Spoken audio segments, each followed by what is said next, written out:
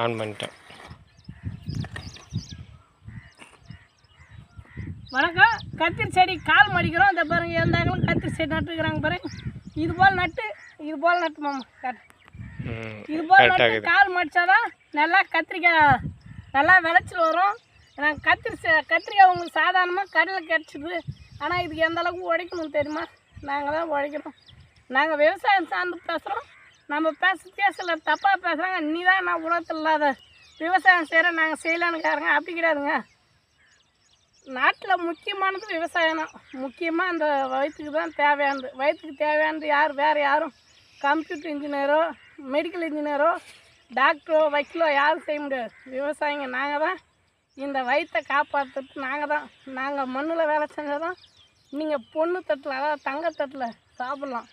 நம்ம பேசுகிற விஷயங்கள், நம்ம போடுற வீடியோக்கள் உங்களுக்கு பிடிச்சிருந்தா நம்ம ஊர் நாயகன் யூடியூப் சேனலை